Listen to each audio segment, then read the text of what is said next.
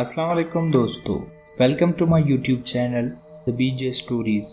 دوستو، تمام video updates کے لیے ہمارے چینل کو سبسکرائب کر کے بیل نوٹیفیکیشن کو آن کریں۔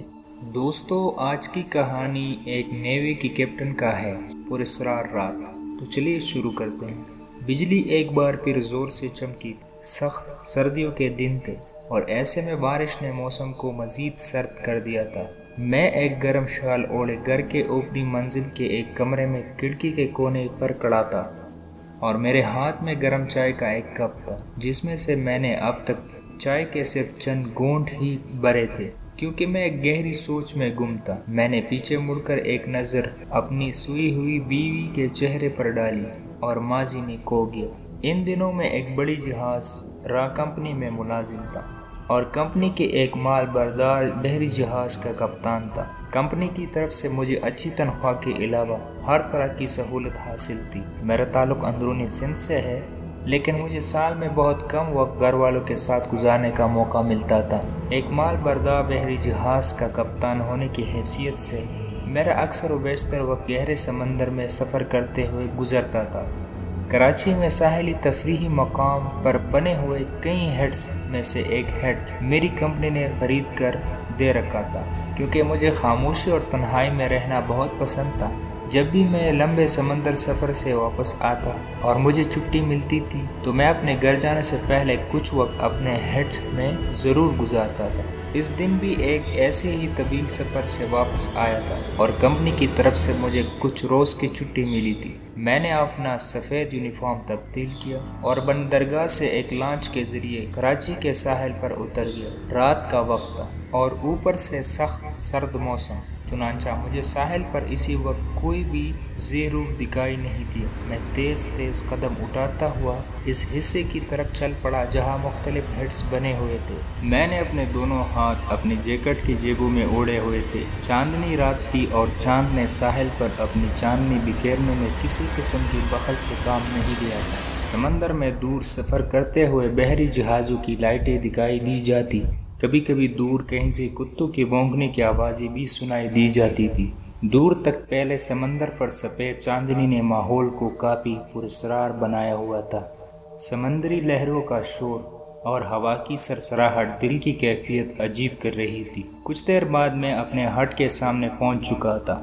میں جانتا تھا کہ اس وقت یہاں مکمل طور پر ویرانے کا راج ہوتا تھا۔ چوکیدار بھی کہیں جا کر سو جاتے تھے۔ بہرحال میں نے اپنے ہٹ کا دروازہ کھولا اور اندر داخل ہو گیا۔ سردی بہت بڑھ گئی تھی، اس لیے میں نے آتش دان میں کچھ لکڑیاں ڈال کر آگ جلائی اور قریب ہی کرسی ڈال کر جسم کو حرارت پہنچانے لگا۔ ابھی مجھے بیٹھے کچھ دیر ہی گزری ہوگی کہ مجھے ایسا معلوم ہوا جیسے کوئی عجیب سی نسوانی آواز سنائی دی ہو۔ میں نے سوچا یہ میرا وہم ہے، ورنہ رات کے اس وقت اس ویرانے میں کون سی عورت آ گئی۔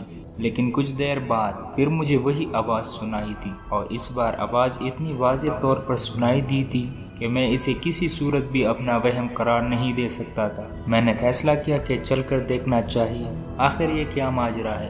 میں نے ٹارچ اٹھائی اور باہر آ گیا۔ باہر آ کر میں نے متلاشی نظروں سے ارد گرد کا جائزہ لیا، لیکن وہاں مجھے کوئی بھی نظر نہیں آیا۔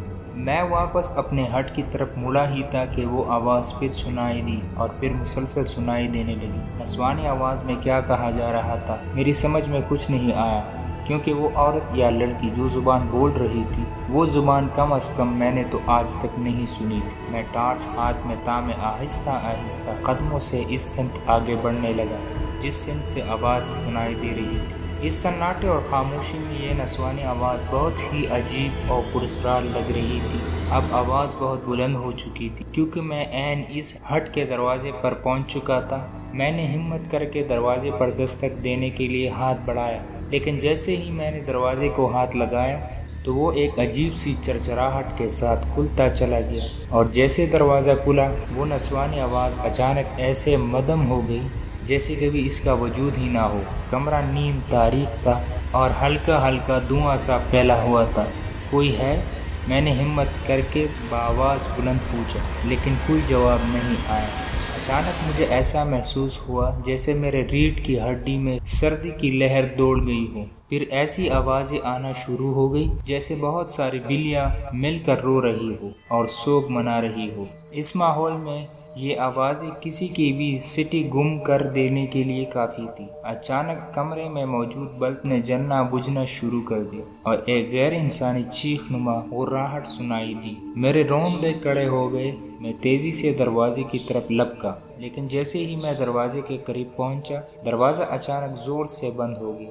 میں جو حواس باختہ ہو کر تیزی سے دروازے کی طرف لپکا تھا، اچانک دروازہ بند ہونے کی وجہ سے دروازے سے ٹکرا گیا اور ٹارچ میرے ہاتھ سے چھوٹ کر نیچے گر گئی اور میں دروازہ کھولنے کی کوشش کرنے لگا، لیکن ایسا لگتا تھا جیسے کسی نے دروازہ جام کر دیا ہو۔ اس وقت میں نے لاشعوری طور پر پیچھے مڑ کر دیکھا، لیکن وہاں کا منظر دیکھ کر میرا کلیجہ حلق میں آ گیا۔ دو گہری سرخ آنکھیں مجھے گور رہی تھی۔ سامنے کرسی پر جو مخلوق بیٹھی تھی، اس کا اوپری دڑ بلی کا تھا، جبکہ جسم کا نیچا حصہ چمگادڑ کا تھا اور اس کی اونچائی لگ بھگ 10 فٹ تھی۔ ماحول میں ایک بار پھر وہی نسوانی آواز گونجی اور یہ دیکھ کر میں سطح کی حالت میں رہ گیا کہ وہ آواز اسی مخلوق کے منہ سے برآمد ہو رہی تھی۔ میرے سوچنے سمجھنے کی تمام تر صلاحیتیں سلب ہو چکی تھی۔ میں نے اپنی جگہ سے ہلنے کی کوشش کی، تب ہی مجھ پر انکشاف ہوا کہ میں ہلنے جلنے سے قاصر ہو چکا ہوں۔ وہ مخلوق اپنی جگہ سے اٹھی اور اپنے خوفناک دانت نکالے میری طرف بڑھنے لگی۔ میں واضح طور پر دیکھ سکتا تھا کہ اس کے دانتوں سے تازہ خون کے قطرے ٹپک رہے تھے۔ اب مجھے اپنی موت میں 1% بھی شک باقی نہیں رہ گیا تھا۔ پھر اچانک جیسے گٹا ٹوپ اندھیرے میں امید کی کرن چمکتی ہے، ویسے ہی، ہاں بالکل ویسے ہی امید کی کرن چمکی۔ دروازہ ایک جھٹکے سے ٹوٹ کر نیچے گرا اور ایک نورانی صورت والے بزرگ کمرے میں داخل ہوئے، جن کے چہرے پر سفید داڑھی تھی۔ انہوں نے آتے ہی مجھے کمرے سے باہر جانے کا کہا۔ مجھے ایسا لگا جیسے میں اچانک ٹرانس کی کیفیت سے باہر آ گیا ہوں۔ اب میں اپنی جگہ سے حرکت کر سکتا تھا۔ میں نے باہر کی طرف دوڑ لگا دی۔ ہٹ سے کچھ دور جا کر میں بے ہوش ہو کر گر گیا اور اس کے بعد مجھے کچھ پتہ نہ چلا کہ وہاں کیا ہوا۔ جب مجھے ہوش آیا تو میں اپنے ہٹ میں لیٹا ہوا تھا اور وہ نورانی چہرے والے بزرگ میرے پاس کھڑے تھے۔ انہوں نے میری آنکھوں میں موجود سوالات پڑھ لیے تھے، اس لیے میرے بولنے سے پہلے ہی گویا ہوئے۔ وہ ایک ہندو جنی تھی جسے بے انتہا شیطانی طاقتیں حاصل کرنے کے لیے ہر مہینے کسی چاندنی رات میں کسی مسلمان کا خون پی کر اس کی بیت چڑھانی ہوتی تھی۔ اگر میں آج صحیح وقت پر نہ پہنچتا تو وہ تمہیں بھی ہلاک کر ڈالتی۔ میں بھی قوم جنات سے تعلق رکھتا ہوں، لیکن میں ایک مسلمان جن ہوں۔ میں کافی عرصے سے اس جنی کی تلاش میں تھا اور آج یہ میرے ہتھے چڑھ گئی۔ میں حیرت کے سمندر میں ڈوبا اس نورانی چہرے والے بزرگ کی طرف دیکھ رہا تھا، جو کہ قوم جنات سے تعلق رکھتا تھا لیکن ایک نیک مسلمان تھا۔ اب وہ جنی کہاں گئی؟ میں نے بزرگ کی طرف دیکھتے ہوئے کہا۔ وہ اپنے انجام کو پہنچ گئی ہے بیٹا، اور مجھے خوشی ہے کہ میں نے اپنے مرشد کی طرف سے سونپا گیا کام بخوبی انجام دیا۔ بزرگ مسکراتے ہوئے گویا ہوئے۔ تو کیا آپ جنوں میں بھی مرشد ہوتے ہیں؟ میرے لیے ایک نیا انکشاف تھا۔ بزرگ منہ سے کچھ نہیں بولے، بس مسکراتے ہوئے شفقت سے میرے سر پر ہاتھ رکھا اور ہوا میں تحلیل ہو گئی۔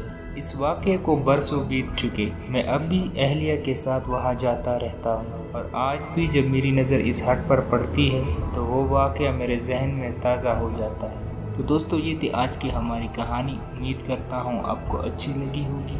مزید ایسے انٹرسٹنگ سٹوریز کے لیے ہمارے چینل کو سبسکرائب کریں۔ شکریہ۔